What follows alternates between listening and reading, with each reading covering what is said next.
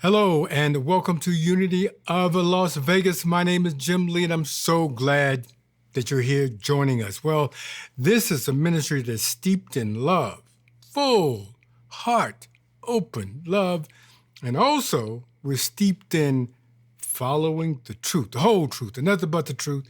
In other words, you are certainly welcome here. You know what? I can imagine that ever since the first person stubbed his or her toe on a stone and cried out in pain, we all have wondered, like, why is there suffering in this world? Make us go, was a stone placed there by chance? Was it an accident? Or was it a result of consequences of our actions? Well, some of us look at when tragedy happens or when stuff happens, we feel that, you know what, it's by chance that something occurred. And it reminds me of this 70s sitcom. It was called Laugh-In. And what they had was the statue, and it was the flying, fickled finger of fate, I believe. And what this means is that fate or some unseen force bestows bad luck on some and even worse luck on the others.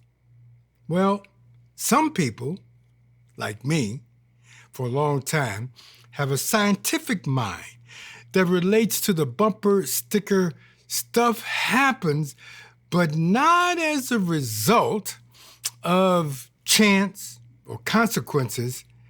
It appears that we live in a well-ordered world, that life is an endless chain of cause and effect, and like a dominoes, when one tips over, it tips the other one and the other one. And so we're living in a complete cause and effect world. Well, what we do will determine what will happen to us. You know, because if we are careless and don't look where we're going, we probably will stub our toe. Some people call this karma, and it appears that there's no exception, no escaping from this. Well, today we embrace karma, but also we embrace another way of being.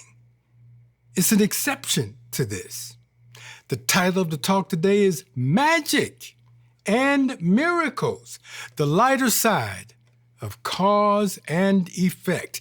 And before we get into all of that, just want you to know that we have a great order of service. Don will be doing a special reading, and the title of this is called Expectations. John Jones will have music. I will be delivering the message. Lisa will do the meditation that completes the 3 M's: music, message, and meditation. And the meditation that Lisa will be doing brings it all home. Oh, yes. Are we ready for magic and miracles? Let's expect it. Open up our hearts. Good morning. My name is Donald Fouts, and I serve Unity of Las Vegas as prayer chaplain. I am delighted to be reading this special reading. I love what it says, and I hope it has a positive impact for you today. And the word for today is expectation. And the affirmation, expectation keeps me passionate about my life. Expectation keeps me in a state of gratitude about all the good that is on its way to me. I may not know what the future holds, but I dream big and maintain a bold vision for my life. I take steps to create the life of my dreams. I nurture my relationships with friends and family, take care of my physical and emotional health, and bring my best efforts to my work and share my thoughts my talents through service. My prayer life keeps me attuned to the wonderful possibilities for my life. As I claim peace, prosperity, and joy in prayer, I carry a confident expectation into my daily life. I do not fret over how or when my good will manifest. I maintain a joyful expectation that the life of my dreams is already mine. And from Romans 8:19, for the creation waits with eager longing for the revealing of the children of God. Again, a very powerful message. Have a blessed day. Thank you, Don. Well stated, my friend. And good morning, everybody. It's great to see you here. If this is your first time, welcome. Hit those subscribe and notification buttons below and share us with your families and friends, won't you? We'd like you to know that we love you, we bless you, we appreciate you, and we behold the Christ consciousness in each of you this morning. I've chosen a great song for Reverend Jim's message and Lisa's meditation. This was written by a friend of mine by the name of Greg Tamblin, and this song is called The Grand Design. I hope you enjoy it.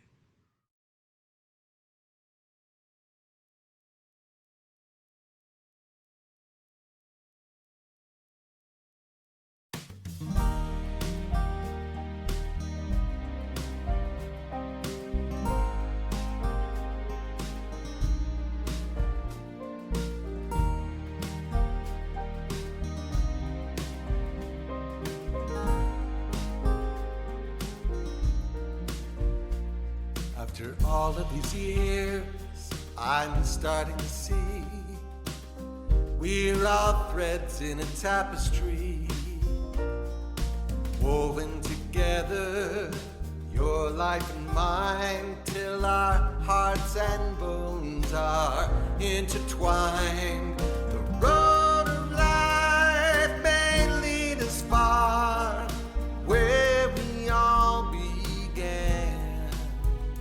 But sooner or later, the hands of time weave us back in to the grand design.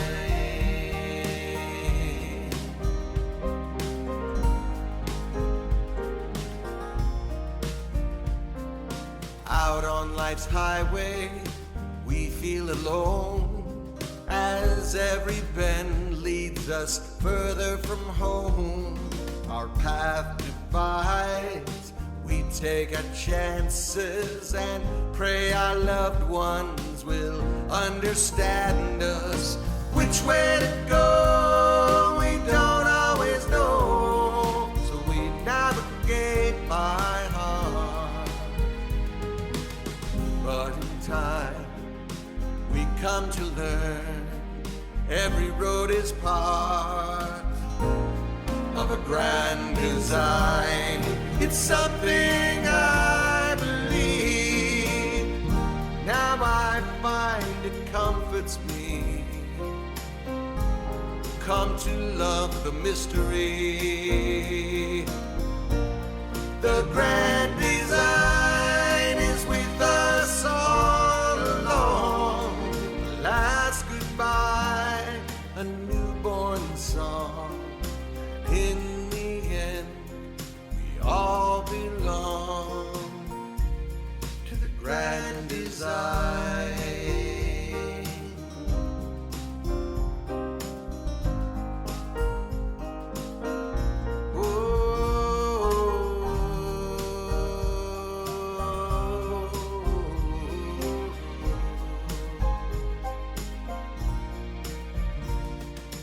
If we could rise up, see the whole road, how far we've come, where we'll go.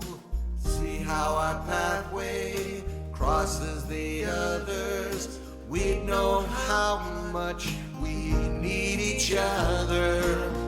In this living tapestry, each thread is someone's road. One day from a higher place, we may know the grand design. It's something I believe. Now I find it comforts me. Come to love the mystery. The grand design is with us all along. Last goodbye, a newborn song, and in the end, we all belong. The grand design.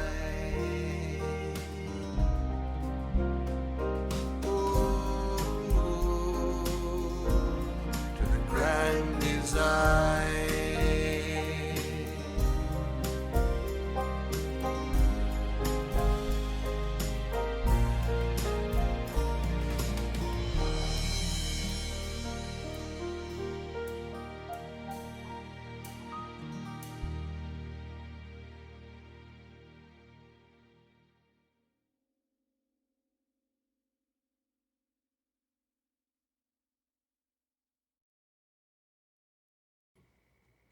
Thank you, John.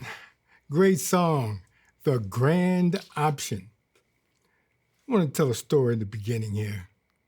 Year after year, Stumpy and his wife, Martha, attended the county fair.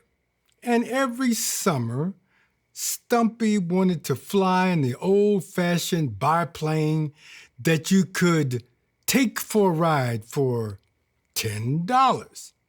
However, every year, Martha would say, nah, it was a waste of money. And she would always say, $10 is $10. You know what I mean? You know what I mean? And Stumpy would say, yes, I know what you mean.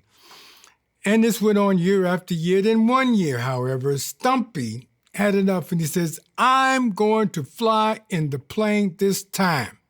And Martha bristled and she said, there you go again. Don't you realize that $10 is $10? You know what I mean? And Stumpy this side said, no, I don't know what you mean. But as they were talking, the owner of the plane said, wait. I've been listening to you all do this for years. I'm going to make you a deal. Check this out. I'll fly both of you in the plane for free. They said, both. That's really good. However, one stipulation. If you make one sound, one whimper, then you must pay me $10. They said, we can do that. So they got in the plane, and sure enough, the pilot took off, and oh my goodness, he did one heck of a ride. He took them through interesting banks and spins, and he did the loops, and he did it magnificently, and then he decided he was going to do it again. So he took it through the banks and the loops and the turns and all of that. And then he looked over at Stumpy and he said, oh my goodness, you're doing quite well. You haven't said anything and nobody's even said a word. And then after they landed, he said, Stumpy, how did you do that? You never spoke. Stumpy says, well, I was going to say something when Martha fell out the plane, but $10 is $10. You know what I mean? You know what I mean? So I say this story to say every last one of us understand and knows the value of money, the value of $10. But today, what we're going to talk about, there is something else, and that is a misunderstood thing, and that is the value of God. With God, as love, we move to this wonderful place that is beyond chance, beyond consequences, beyond karma. And there is a third option. Once we understand the value of God, you know what I mean? And it is this. Magic and miracles brings about the lighter side of cause and effect. So let's start off. What is a miracle. And some of you are familiar with the Course in Miracles. I like the Course in Miracles, and there's a definition in Course in Miracles that says that a miracle is a correction in perception, correction in our interpretation and what we see, a correction in how we evaluate and analyze what we are taking in. A miracle removes the blocks of our perception, removes the lacks and limitations from our minds, allowing us to take a glimpse into something that's absolutely timeless. And what it is the truth is then being revealed with this miracle, with this change in perception. Now, there's a story in the Bible that I really like. And it's a story taken from John, the 9th chapter, starting from the 1st to about the 12th verse. And the title of the story is Jesus Heals the Blind Man. Jesus heals the blind man. Now, the story begins when Jesus sees a man who's been born blind from birth, and he goes to help him. Now, I love this story right off the bat for two reasons. Number one, the first reason, we find a situation in which Jesus acts without being asked to help. The man didn't cry out, "Help me, guide me, heal me." He didn't say anything. The blind man was actually silent. It is Jesus the Christ who takes the initiative and comes to him. This story suggests that we be careful about the established rigid patterns or how we put God in a particular kind of box. For God can act in any kind of way, and that's what God does. Now, the other thing that I like, so go back to a moment. So number one, there is this grace that's with us, period. Breathe that in. Let's open up to that. The second thing that this story says, well, it really doesn't say when you read it between the lines. And, you know, if he didn't ask, and it is true that if you ask, you can receive, but it's also true that if you don't ask, God is not governed by any particular kind of formulas that you've got to do this and you got to do that. God is the author of love, and love has unexpected surprises, and God is full of good. So that brings in right off the bat, the second thing that I want to establish today is God is good all the time. And all the time, God is good. Okay, back to the scripture. When the disciples looked and they saw the blind man, they had a question. I could see them go, like, teacher, who sinned? What was the cause of it? And they really wanted to know because the man was born blind. So how could he sin when he was born that way? And what was the cause? Well, the disciples were aware of the Old Testament in Exodus, the 20th chapter and the 5th verse, where God speaks and he says, "I, the Lord your God, am a jealous God, visiting the iniquity of the fathers upon the children to the 3rd and 4th generations. By God, I'm going to get you all." Well, so was it the parents' fault?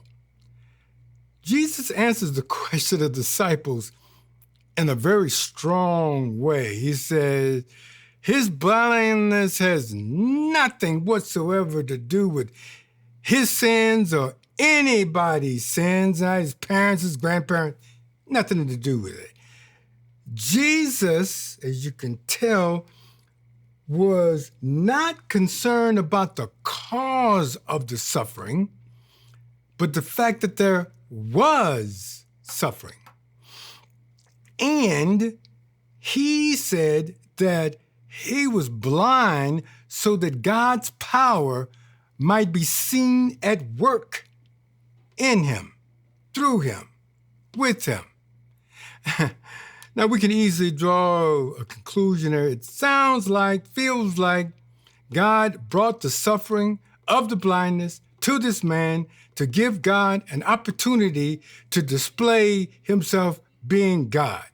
Well, that's not it, clearly, at all.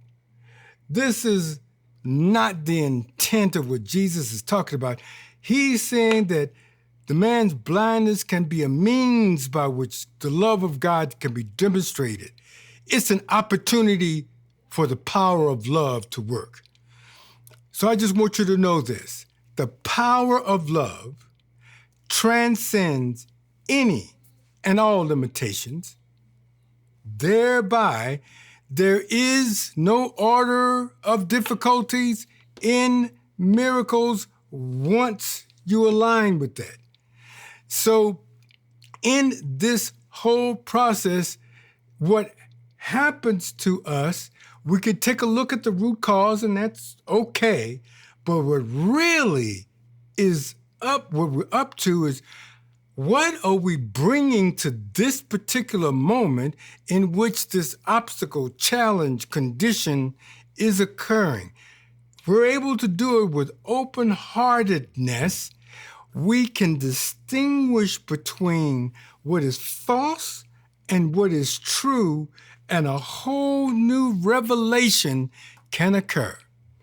Yes, we live in a three-dimensional world of causality, and this particular box called cause and effect. And one of the directions that happens is that when A connects with B, there can be a C. I want to break that. First thing I want you to do is to think about it. I want you to take a knee. Now, I know there was a big thing in football last year where the players were taking a knee for the national anthem as a protest. I want us to take a knee, meaning bow down to the divine and take a breath. Take a moment, in other words. And once we do, there's a deep place within us where there's no tension, no stress, and no limitations. And in this wonderful inner place, we can hear the call, we can feel the urge that we are more than this condition. And when you tap into it, there's desire for freedom and liberation, because that's who you are. So, first thing that I want to do is open up affirmation time and say, I am a miracle. Now, if we take a moment and listen to that small voice, we can hear it remind us, no matter what, always remember the truth. You're a miracle. In fact, when you take a look at science, you're stardust. We are made of stardust. Stars are our actual ancestors. You and all of us and everything around us, we're made up from generations of giant stars that have lived, exploded, died. And all of this, a lot of this happened before our sun and planet were even born. That's who we are made of. So repeat after me. I am a miracle. And so what has happened? That all the conditions that set us up to be here today, we take a look at the cause and the cause and the cause, there are so many things that needed to have happened for me to be here in this body, for me to be in Vegas presenting to you, and for you to be where you are. All kinds of things, your parents meeting in the right conditions, all of that needed to happen. And when we really embrace that, we can truly say, I am a miracle, and that's the truth, the whole truth, and nothing but the truth. Now, once we tap into this miracle working power that you are, I want you to know that the essence of that is love. Love transmutes karma every single time. Love takes what is happening in this three-dimensional realm, transforms the perception of it, elevates us to another vibration, and because we have shifted from one point of view to another, we shift from this box of doom and gloom and you're going to get it to something absolutely unexpected. Karma has consequences. However, when we meet it through the lens of love, it opens us up and we get something entirely different. We get miracles and magic. Now, when we take a look at this thing called magic, magic on one hand can seem like pulling a rabbit out the hat or sleight of hand. People say, okay, which one is the seed in, this one or this one? No, we're not talking about that. The magic that I'm talking about is the power to transform something by using mysterious or supernatural forces. When we open to love, love flows in and through us and moves as us, and we sort of like open this box of causality and experiences. And once we do, we then take a look outside of the box through this magical, unforeseen force that comes down through us in this dimension that comes from another dimension. It looks like magic in this three-dimensional realm, but actually in the fourth dimension of whole, complete love and everything is in perfect order. It's not supernatural, it's natural. So today we want to tap in to the truth of who we are. And the affirmation is, I am a miracle worker who works miracles. I am a miracle worker who works miracles. I am a miracle worker who works miracles. This is the truth that's setting us free.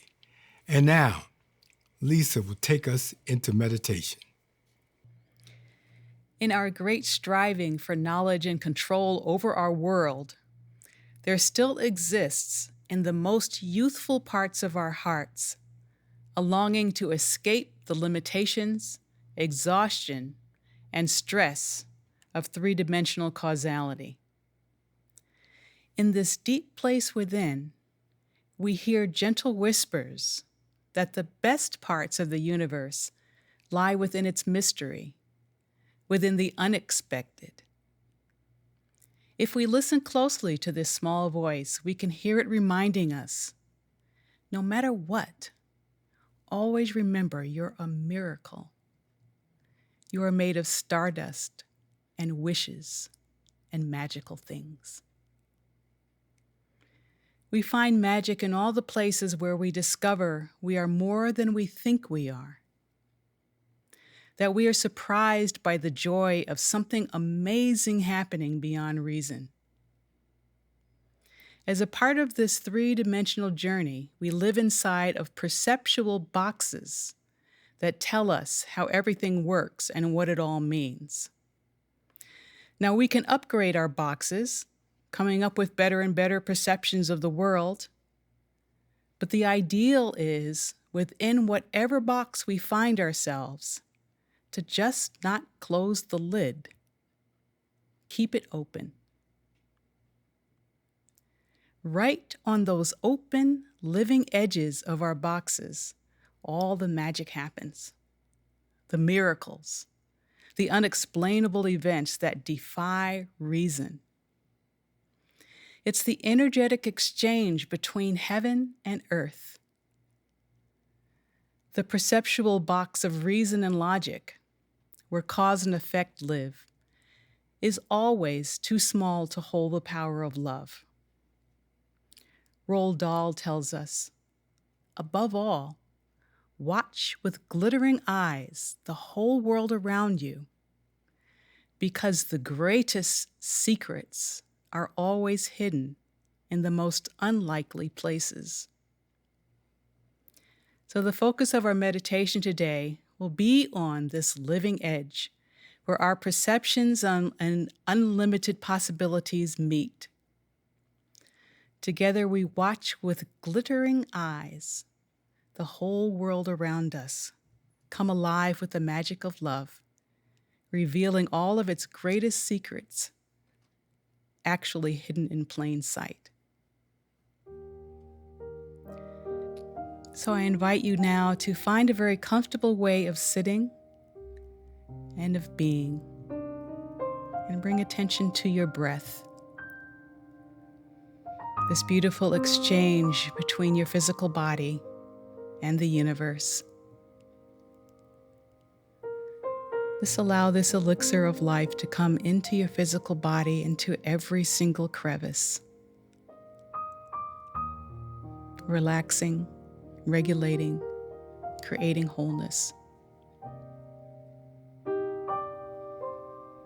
And now imagine breathing into what we call your subtle self, your thoughts, your feelings, your emotions, all of your belief structures. And just feel the breath softening, relaxing, relieving any stress that may be in this subtle part of self.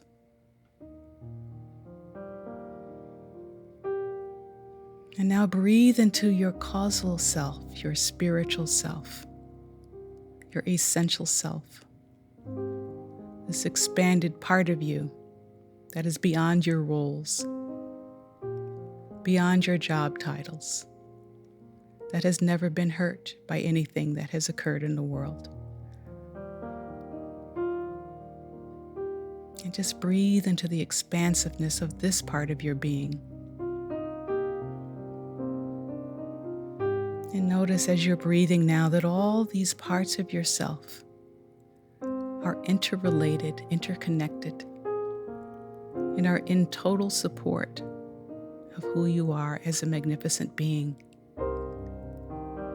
Become aware of the wholeness of who you are.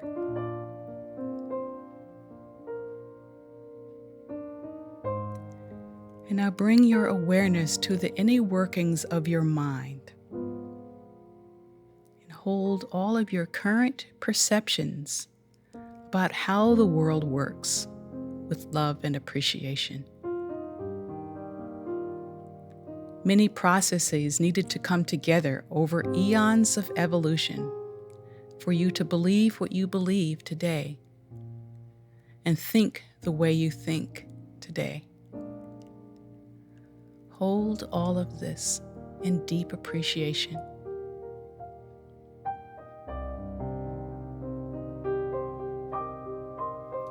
Sense yourself with all of these thoughts and belief structures inside of a perceptual box. But hold this box open, with its open side glistening with light. These glistening, living edges are filled with the magic and the miracles of new possibilities just on the other side of your perceptions. These glistening living edges are where heaven and earth meet. Stretch out your arms and stand in the threshold, one hand in heaven and the other hand in earth. Sense into the magic, the lightness of being, the joy and wonder of the heavenly realm with one hand, and into the grounded earthly realm of materiality and concepts with the other hand.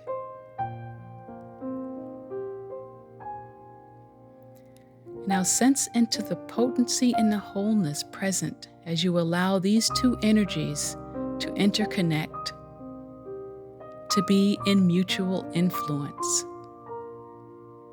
in and through your entire being. Feel their support of each other. Sense how they complement each other,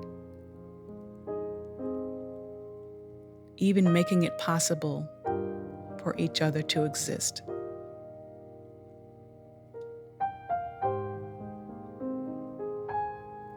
Sense the world now brimming with new possibilities and outlandishly delightful outcomes, unpredictable by previous perceptions.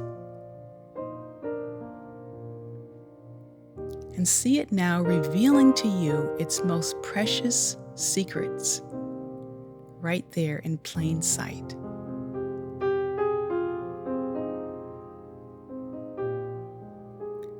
The next evolution of cause and effect and of karma is love.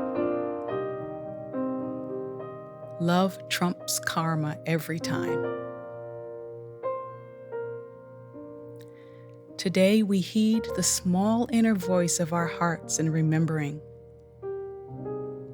no matter what, always remember you're a miracle.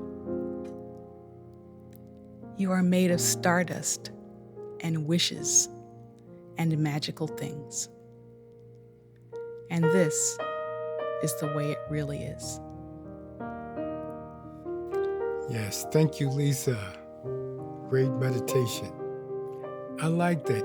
You are stardust and wishes and magical things all wrapped up into one. You are a miracle. Remember that. Take that with you this week because it's the truth. It's going to set you free. Well, we are so glad that you've joined us. And I just want you to know that normally we would have fellowship time after this at the service at 11 o'clock. We're suspending that. Things are changing because we're moving in-house also along with this service. So things will change. We'll let you know about that. However, prayer requests, you can still call Silent Unity 24 hours, 7 days a week. Open your hearts in prayer and allow them to feed you. I love Silent Unity. The financial contributions that come in are just really blessings to us. We thank you for it. And to continue that, if you haven't given before, consider it, think about it. And you can go on the website, hit the donate button to be able to give whatever financial contribution works for you, or real easy, you can do it by phone, by text. Thank you for all that you do. And so we're going to close out this service. Just fill your minds and heart. We're going to include that we're a miracle, but also we're including this wonderful prayer for protection. It comes up on the screen. Let's say it together. The light of God surrounds us. We are the light of God. The love of God enfolds us. We are the love of God. The power of God protects us. We are the power of God. the presence of God watches over us. We are the very presence of God. And in conclusion, I just want you to know that wherever we are, God is. Therefore, all is well. You are a miracle. God bless you. Woven together, your life and mine, till our hearts and bones are intertwined. The road of life may lead us far, where we all began. But sooner or later, the hands of time weave us back in to the grass.